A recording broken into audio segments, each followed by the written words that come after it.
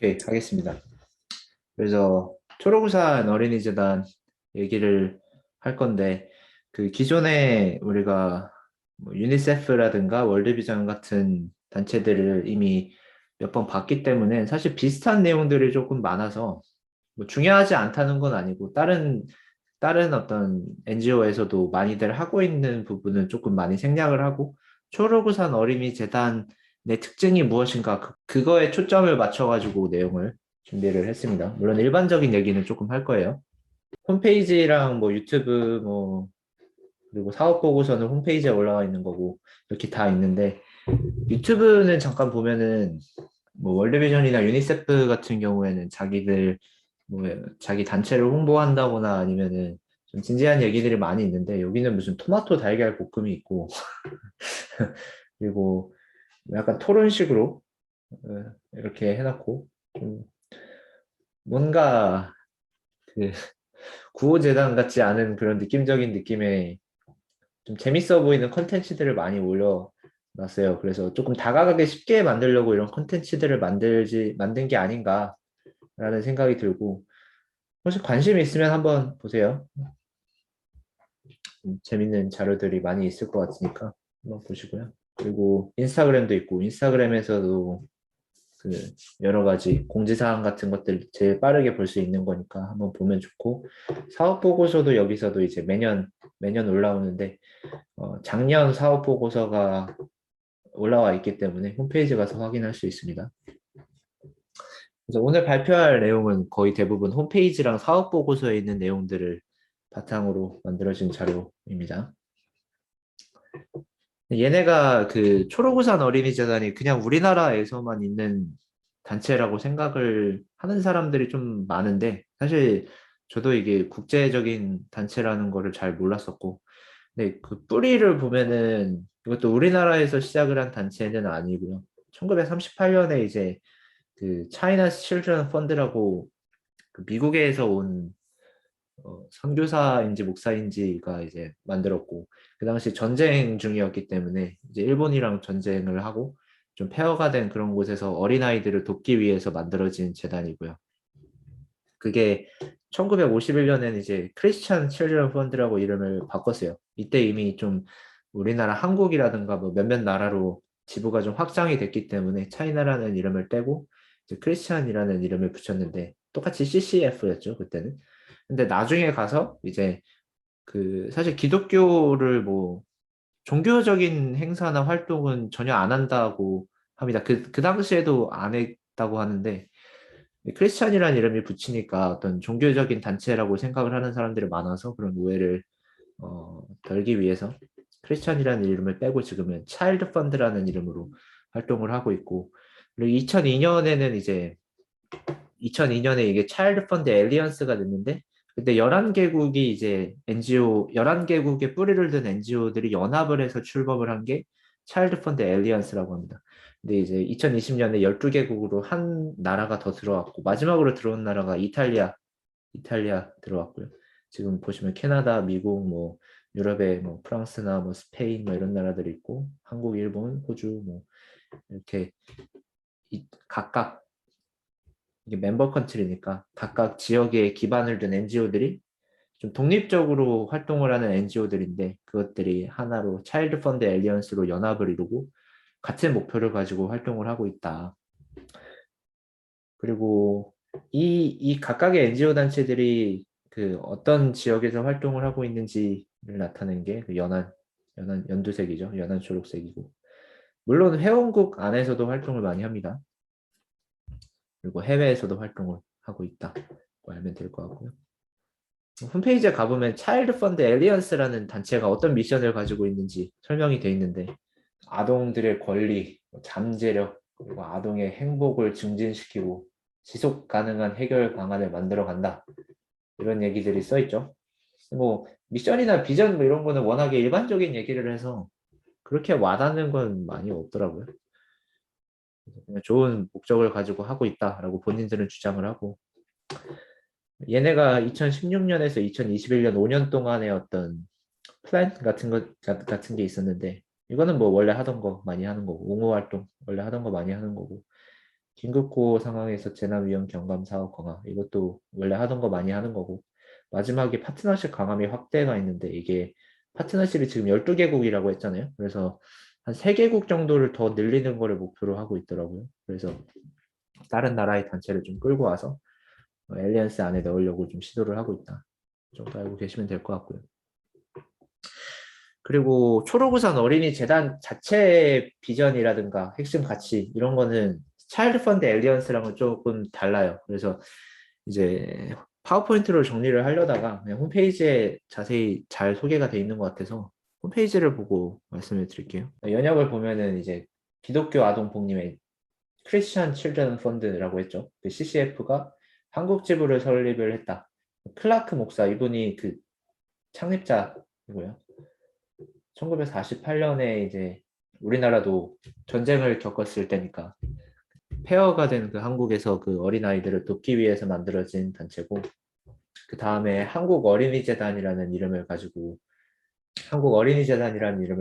좀 국내 사업을 좀 확대하기 시작을 했고 그리고 이전까지는 다른 나라의 원조를 많이 받았었는데 이제 재단이 우리나라에서 독립적으로 활동을 할 수 있게끔 우리나라 안에서 이제 모금을 하고 좀 펀딩을 받아가지고 사업을 독립적으로 진행할 수 있게끔 자립을 하는 시기가 1976년부터 86년 이 정도 시기라고 합니다.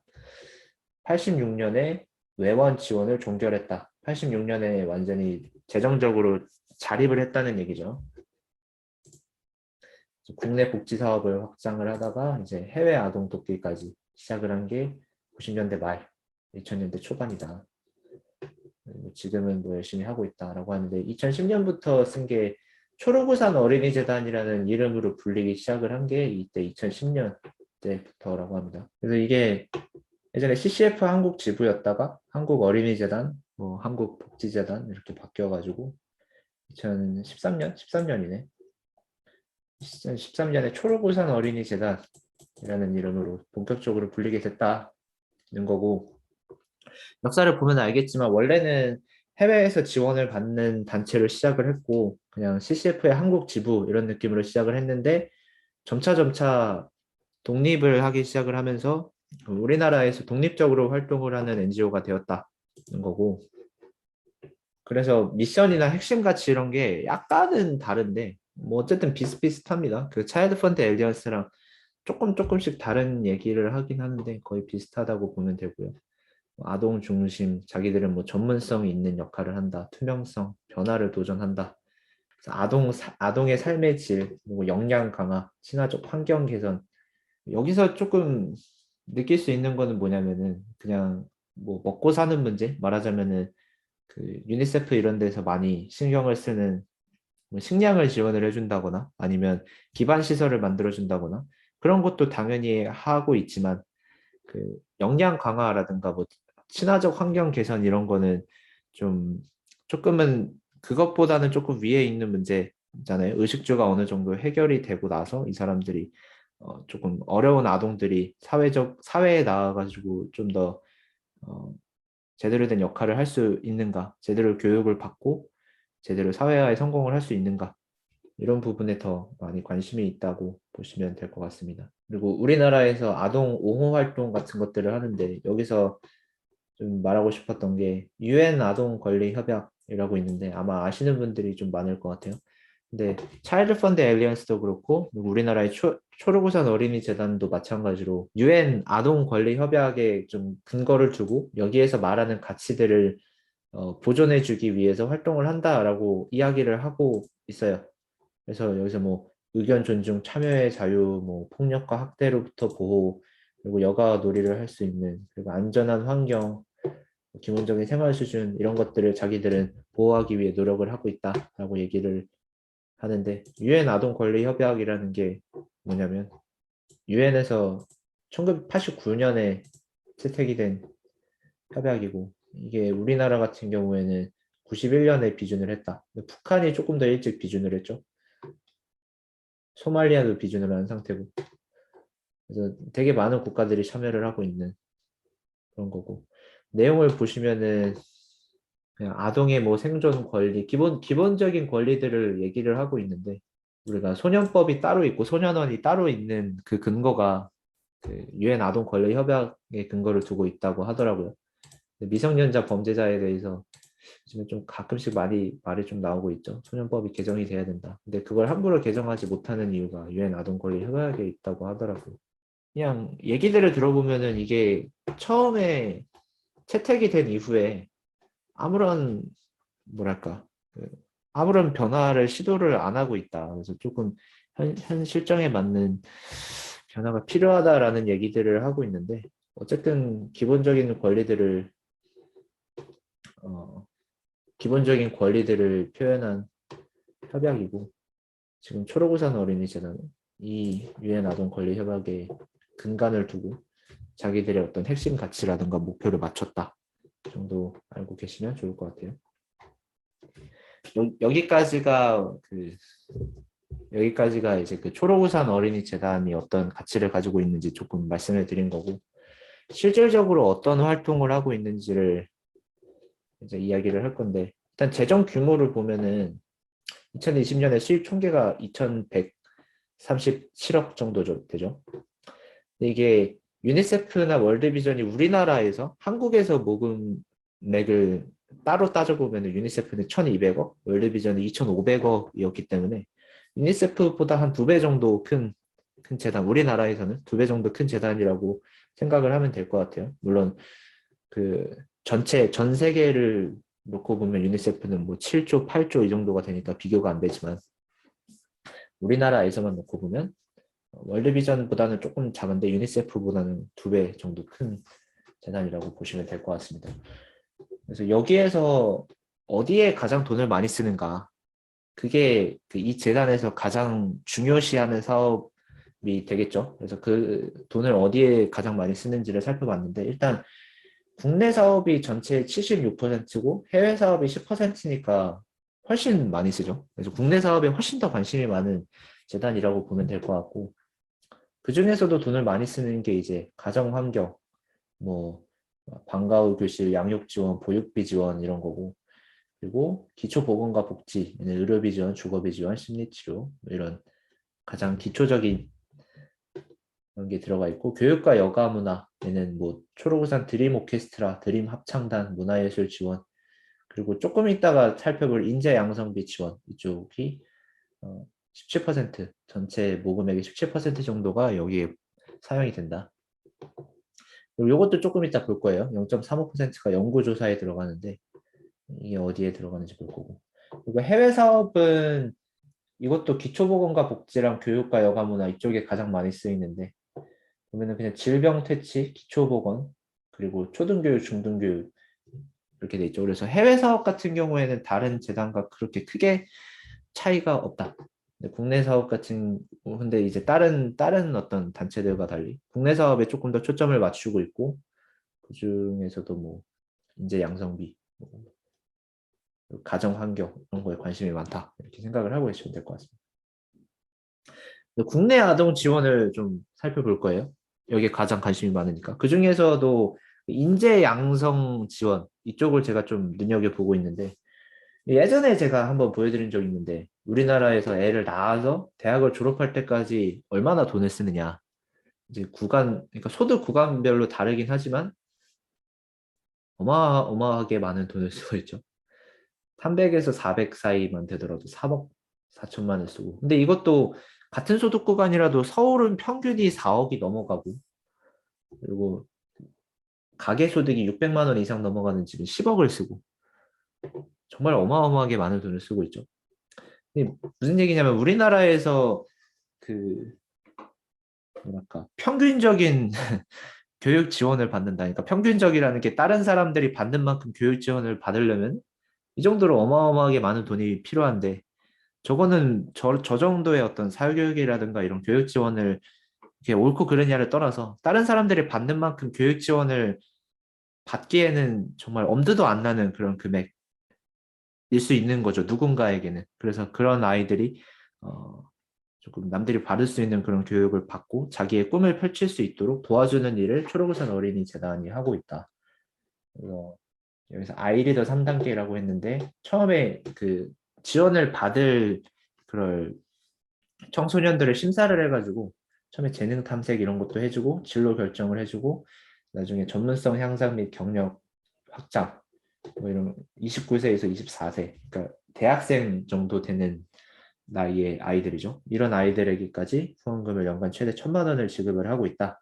그리고 네트워크 같은 것도 형성을 해주고 이런 일을 하고 있습니다. 홈페이지를 보면은 빈곤의 대물림 뭐 이런 얘기를 하고 있죠. 이 프로젝트의 취지가 뭔지를 얘기를 해주고 있고 그리고 가구 소득별로 사교육 참여율이 많이 차이가 난다. 이런 얘기하고 있고요.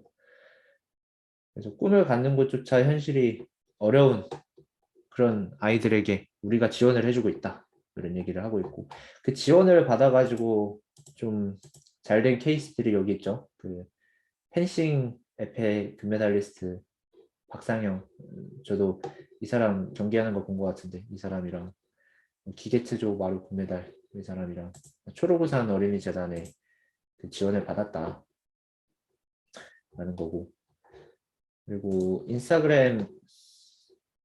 인스타그램을 보면은 여기 접수를 하라고 공지가 올라오더라고요. 그래서 지원 대상으로 선정이 되면은 지금 여기는 50명 뽑는다고 돼 있는데 월 아까 봤듯이 연간 최대 1,000만 원의 지원이 이루어진다는 겁니다. 보시면은 뭐 소리 하시는 분 이런 분들 지원 받아가지고 자기 어릴 때 지원 받아가지고 꿈을 이룰 수 있었다 이런 인터뷰 내용 나옵니다. 이런 식으로 사업을 진행을 하고 있고 이게 어떻게 보면은 좀 가장 초록우산 어린이재단의 가장 특색 있는 그런 사업이 아닌가라고 저는 개인적으로 생각을 합니다. 우리나라에서 이렇게 사업이 진행되는 경우가 잘 없기 때문에 그리고 또 마지막으로 또 볼 게 아동복지연구소라는 건데 이게 아까 그 국내 사업 연구조사 여기에 해당하는 부분이 아동복지연구소 이쪽 파트고요. 그 말하자면 우리나라의 아동과 관련된 이슈 이런 것들이 사업이 좀 잘 진행이 되고 프로젝트가 잘 진행이 되려면은 실효성이 있는가 그리고 어떤 프로젝트가 필요하고 현 상태가 어떤가 이런 거에 대한 연구가 많이 필요한데 특히 아동복지에 초점을 맞춰가지고 연구소가 만들어진 거는 지금 맞는지 모르겠는데 이 사람들의 주장으로는 여기가 최초고 여기밖에 없다고 합니다. 그래서 작년에도 뭐 이런 포럼 같은 거 열고 코로나19 애착 손상의 위기일까 기회일까 이런 걸로 토론하고 이런 일들을 했다고 합니다. 그래서 이것도 다시 홈페이지를 들어가면 아동복지연구소 파트에 연구 자료 이런 것들을 볼 수 있는데 이 중에서 그냥 하나만 한번 보여줄게요. 이거 요즘 아이들의 무대력 제가 그냥 관심이 있어가지고 며칠 안 됐죠 나온 지. 그래서 그러면은 500명 250가구 이거를 아이들이랑 그리고 성인들을 대상으로 문해력이 누가 더 좋은지 누가 더 점수가 높은지 뭐 혹은 연령별로 어떤 부분에 어려움을 느끼고 있는 건지 이거를 조사를 했다고 합니다. 연구를 했다고 하고 그래서 이런 문제 주고 풀라고 하고 누가 오답률이 높고 오답률이 낮은지 이런 거 본 거예요. 근데 정답자 비슷하게 나타나 정답자 비율이 뭐 성인이나 아동이나 언어 문해력 부분에서는 사실 비슷했다라고 해요. 그리고 사실 보면은 그렇게 크게 성인이랑 아동이랑 그렇게 크게 다르게 안 나타나는 것 같아요. 아동이 조금 더 낮기는 한데 성인에 비해서 전체적인 양상은 비슷하다. 뭐 애들이니까 좀 모를 수 있는 부분이 있겠죠. 그래서 문항별로 뭐 이렇게 다 분석을 해놨고 맞춤법 같은 경우에도 조사를 해놓고 웬만하면 아동들이 좀 잘 모르네요. 그래서 이런 조사를 하더라. 근데 조사를 한 건 좋은데 여기는 뭐 제대로 된 결론이 없는 것 같고 애들이 바라는 점 이런 거 설문조사만 넣어놨더라고요. 그래서 애들이 이 문해력이 안 좋은 게 책을 안 읽어서라고 그냥 단편적으로 생각을 한 것 같은데 책을 왜 안 읽는가? 부모님께 바라는 점이 있는가? 이런 부분들을 설문을 해가지고 뭔가 학원 때문에 책 읽을 시간이 없어서 사실일까요? 뭐 아무튼 그렇다고 합니다. 책 읽기가 싫고 습관이 들지 않아서 이게 조금 더 솔직한 대답인 것 같은데 휴대전화 하느라 시간이 없어서 이건 지나치게 솔직한 답변이네요. 이런 이유들로 책을 안 읽고 있고 부담스럽고 이런 설문 결과들을 보여주고 있습니다. 그래서 뭐 이런 아동과 관련된 연구들을 하는 사람들이 있고 거기에도 약간 돈이 쓰인다. 근데 되게 뭐 이 사람들의 연구 지금 이 보고서가 좋냐 나쁘냐를 떠나서 그런 연구를 하는 집단이 있고 거기에 관심을 가진다는 것 자체가 크게 의미가 있는 일이 아닌가라고 저는 생각을 하고 있습니다.